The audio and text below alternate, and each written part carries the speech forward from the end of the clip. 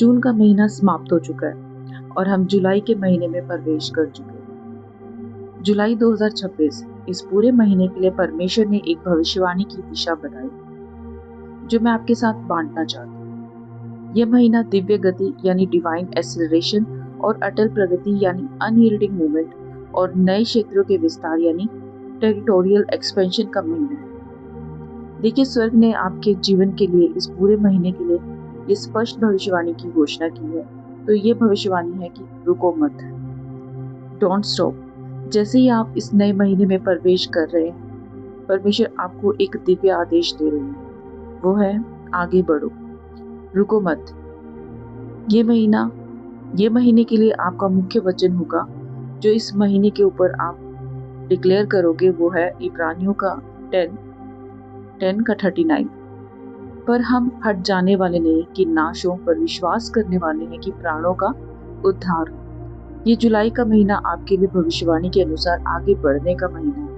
तो चाहे आपकी सेवकाई है, मिनिस्ट्री है, चाहे आपका व्यापार है या बिजनेस है, चाहे आपका कैरियर है या आपका व्यक्तिगत जीवन पर्सनल लाइफ है, इन सब के लिए परमेश्वर का संदेश सिर्फ एक मात्र है, वो है आगे बढ़ो। देखिए, इस महीने में आपका हर कदम केवल एक सामान्य कदम नहीं होगा, बल्कि एक भविष्यवाणी की घोषणा होगी कि आपके जीवन में ठहराव या स्टैग्नेशन का समय समाप्त हो चुका है। बीते हुए वर्षों का हर प्रकार का रुकावटें अब टूट रही है। अब आइए इस पूरे महीने के लिए परमेश्वर द्वारा दिए गए इस गहरे बाइबल भविष्यवाणी के नक्शे को, प्रोफेटिक ब्लूप्रिंट को हम सप्ताह दर सप्ताह समझने की कोशिश करें। अपनी आत्मिक वेदियों को बनाएं, इन घोषणाओं को प्रतिदिन बोलिए और देखिए कि परमेश्वर कैसे आपके लिए इन नक्शों के द्वारा एक नया द्वार आपके जीवन में खोले। तो पहला सप्ताह आप क्या प्रार्थना करोगे और क्या घोषणा करोगे? पहला सप्ताह जंजीरों को तोड़ने और अपनी भूमि पर अधिकार करो, ये घोषणा करेंगे। आप इस जुलाई महीने का पहला सप्ताह में भविष्यवाणी की दिशा क्या होगी? भविष्यवाणी की दिशा होगी कि भूमि पर अधिकार करो और अपने पैरों पर लगी हर जंजीर को टूटने के लिए प्रार्थना करो, क्योंकि आपके पैरों में सामर्थ्य है। जब आप आगे बढ़ते हो तो आप उन क्षेत्रों पर अधिकार करते हो जिन्हें परमेश्वर ने आपके लिए ठहराया है, नियुक्त किया है, अपॉइंट किया है।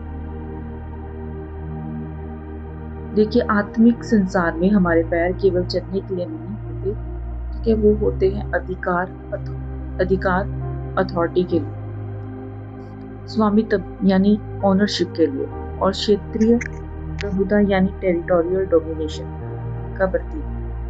हमारे पैर इसी कारण परमेश्वर ने यहोशू से कहा,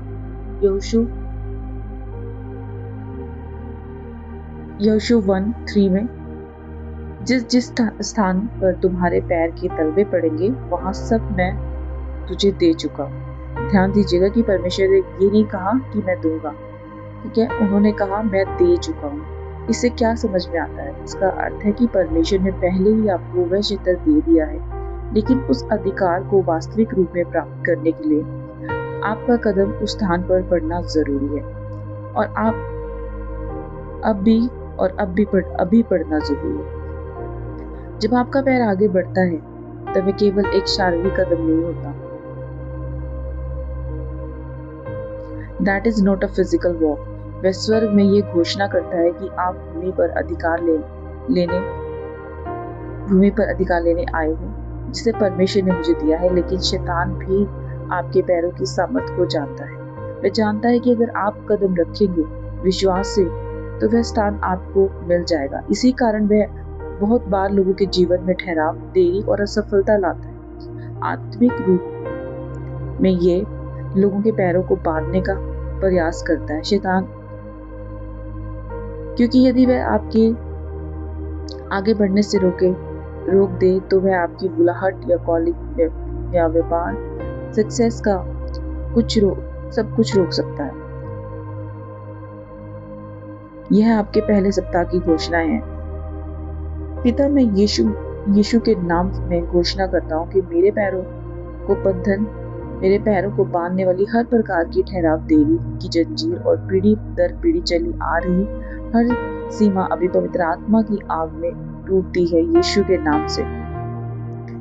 मेरे पैर सुसमाचार की शांति के जूते पहने हुए हैं। इस सप्ताह में जहां भी आगे बढ़ूंगा वहां परमेश्वर द्वारा मेरे लिए ठहराए गए नए क्षेत्र पर अधिकार मैं करूंगा।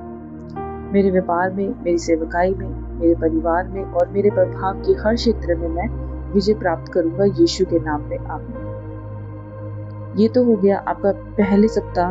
अब देखते हैं कि दूसरे सप्ताह की भविष्यवाणी घोषणा क्या है।